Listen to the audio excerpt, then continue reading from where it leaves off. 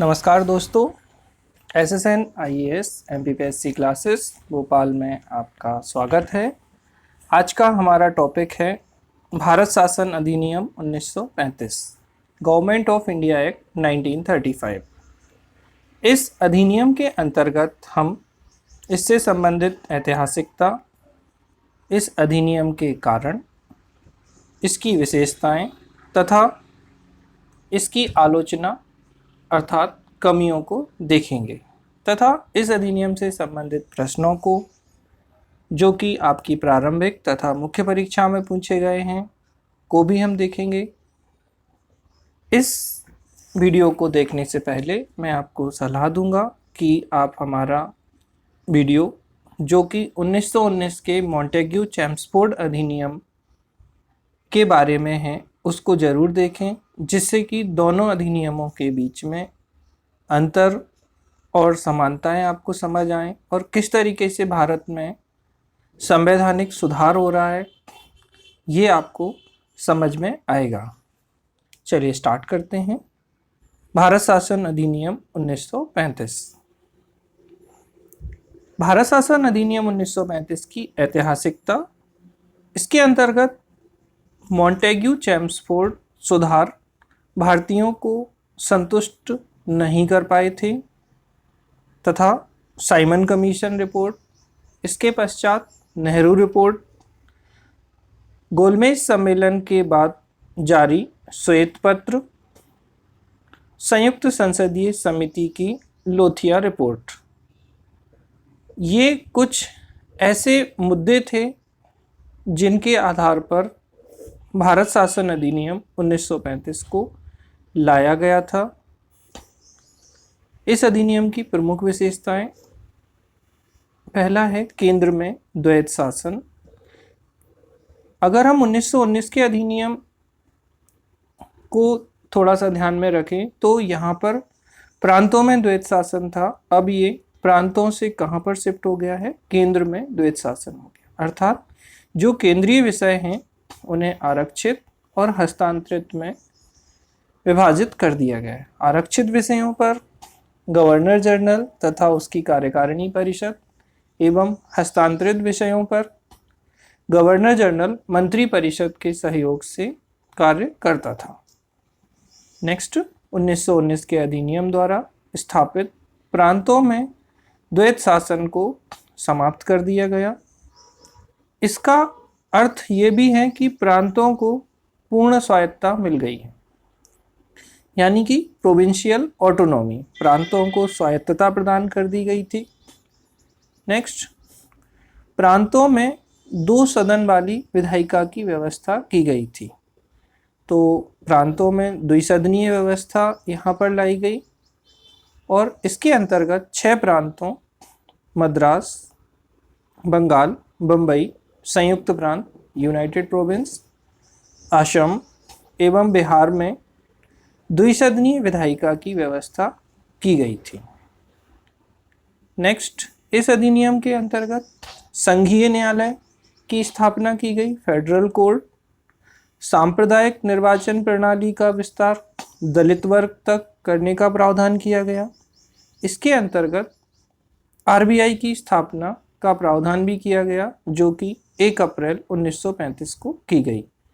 इसी के अंतर्गत संघीय लोक सेवा आयोग तथा प्रांतीय लोक सेवा आयोगों का प्रावधान भी किया गया था।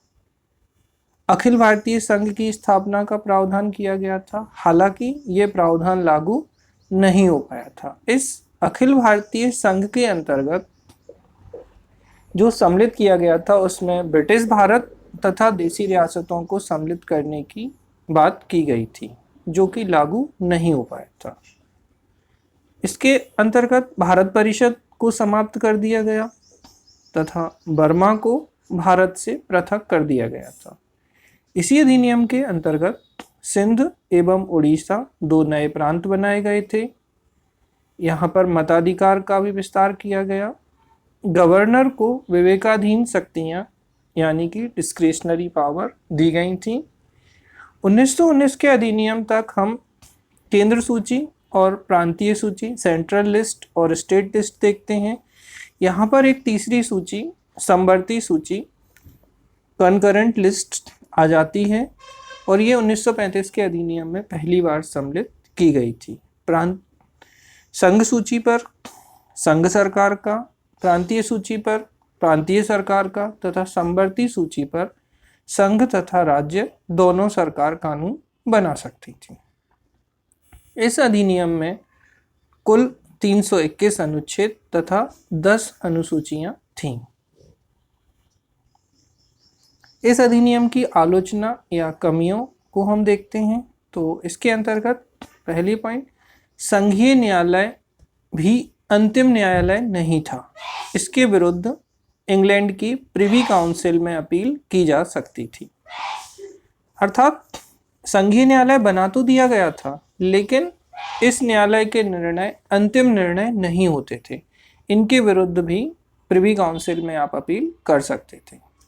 नेक्स्ट, केंद्र में उत्तरदायी शासन का अभाव। चूंकि केंद्र में द्विसदनीय व्यवस्था द्वैत शासन को लागू किया गया था और केंद्र में उत्तरदायी शासन का अभाव था। फूट डालो राज करो की नीति, तो इन्होंने डिवाइड एंड रूल पॉलिसी को अपनाया, जिसके अंतर्गत धर्म के आधार पर, भाषा के आधार पर भारतीयों को बांटने का प्रयास किया गया था। गवर्नर जनरल तथा गवर्नरों को विशेषाधिकार दिए गए थे, तो डिस्क्रिशनरी पावर थी गवर्नर जनरल को और गवर्नरों को। इसके अलावा अगर हम बात करते हैं तो नागरिकों के मूल अधिकार का अभाव यहाँ पर देखने को मिलता है। इन कारणों से यह अधिनियम आलोचना का शिकार हुआ। भारत शासन अधिनियम 1935 को जवाहरलाल नेहरू ने गुलामी का नया अधिकार पत्र कहा है। इसके बावजूद यह अधिनियम भारत में उत्तरदायी शासन की दिशा में एक महत्वपूर्ण प्रयास माना जाता है, जिसके अंतर्गत अधिकांश प्रावधान भारतीय संविधान में शामिल किए गए हैं। तो इस तरीके से हमने देखा भारत शासन अधिनियम 1935, इसकी ऐतिहासिकता, विशेषताएं तथा इसकी आलोचनाएं अर्थात कमियां। अब हम बात करते हैं इस अधिनियम से संबंधित प्रश्नों की। तो इसके अंतर्गत जो प्रश्न पूछे गए हैं उन प्रश्नों को हम देखें तो सबसे पहला प्रश्न है, केंद्र में द्वैत शासन किस अधिनियम के द्वारा लाया गया? तो 1935 के अधिनियम के द्वारा लाया गया। दूसरा, प्रांतों में द्वैत शासन किसके माध्यम से समाप्त किया गया? अगेन 1935 के अधिनियम के द्वारा। किस अधिनियम के द्वारा प्रांतीय स्वायत्तता लागू की गई? तो 1935 के अधिनियम के द्वारा। आरबीआई की स्थापना किस अधिनियम के माध्यम से की गई? संघीय न्यायालय की स्थापना। ये दोनों ही क्वेश्चंस 1935 के अधिनियम के थे।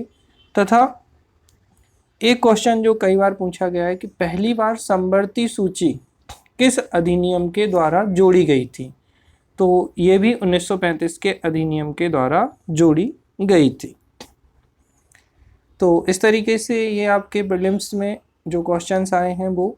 अब हम बात करते हैं मुख्य परीक्षा में पूछे गए प्रश्नों की। तो मुख्य परीक्षा में एक तो सीधा क्वेश्चन आपसे पूछा गया, भारत शासन अधिनियम 1935 की व्याख्या कीजिए। इसके अलावा जो प्रश्न आपसे पूछे जा सकते हैं उनमें भारत शासन अधिनियम की आलोचनात्मक व्याख्या कीजिए। तो जो कमियां हमने इस अधिनियम में देखी थी उन कमियों को ध्यान में रखते हुए हमें इसकी आलोचना करनी है। नेक्स्ट इससे क्वेश्चन पूछा जा सकता है, भारत शासन अधिनियम की विशेषताओं का उल्लेख कीजिए। तो ये कुछ प्रश्न हैं जो आपकी मुख्य परीक्षा में बने तथा हमने जो प्री एग्जाम है उसके प्रश्न देखे। धन्यवाद। अगर आपको ये वीडियो पसंद आता है तो इसे लाइक कीजिए, कमेंट कीजिए, शेयर कीजिए तथा हमारे चैनल को सब्सक्राइब करिए, जिससे कि और लोगों तक भी ये जानकारी पहुँचे तथा इसका लाभ अन्य लोगों को भी मिले। Thank you.